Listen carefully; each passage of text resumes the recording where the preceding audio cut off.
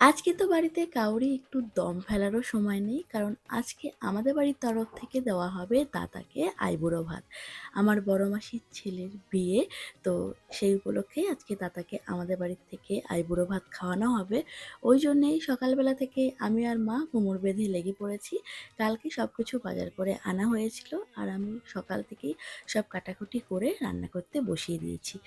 আজকে আমি কিছু রান্না করব আর মা কিছু রান্না করবে। তো ফার্স্টেই আমি করে নিয়েছি দই কাতলা, আর এরপরে আমি চিকেন রেজালা করতে বসিয়ে দিয়েছি। মা রান্না করবে মাটন, তার সাথে এই মাছের মুড়োটা না রান্না করার সময় প্রচণ্ড পরিমাণে ফাটছিল, এত মানে বীভৎস বাজে একটা মাছের মুড়ো।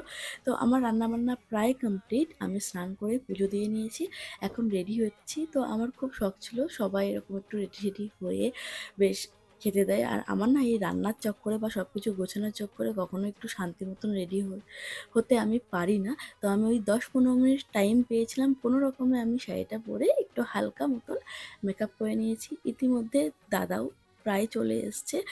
আমি সবকিছু গুছিয়ে রেখেছিলাম। কালকে না বাজারে যখন গিয়েছিলাম তখন দাদার জন্য এই মাটির থালা-ঠালাগুলো সব কিনে নিয়েছি।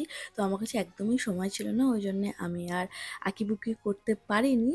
তো এরকম সুন্দর করে সাজিয়ে দিয়েছি। তো আজকে মেনুতে ছিল ফ্রায়েড রাইস, বাসন্তী পোলাও, এই দুটো আইটেম আমি করেছিলাম। তার সাথে ছিল প্লেন রাইস, মাছ ভাজা, ৫ রকম ভাজা, স্যালাড আর ডাল, এমনি হালকা প্লেন মুগ ডাল, মাছের মুড়ো, দই কাতলা, চিকেন রেজালা, মাটন, চাটনি আর ৫ রকমের মিষ্টি। আর তার সাথে কোল্ড ড্রিঙ্কস আর ফ্রুটি ছিল।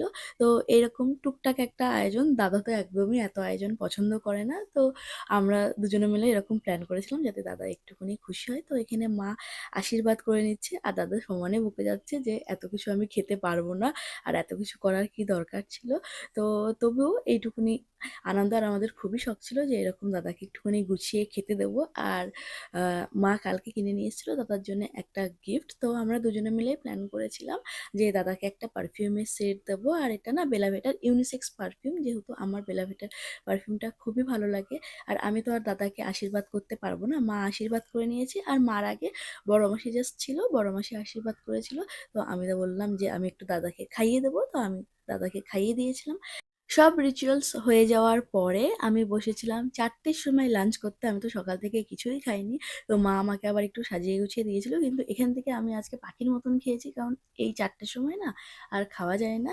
এরপরে আমি আর কিছু রেকর্ড করিনি, কারণ প্রচণ্ড পরিমাণে কষ্ট হয়ে গেছিলো। তো সামনের কয়েকটা ব্লগ খুবই ইন্টারেস্টিং হতে চলেছে।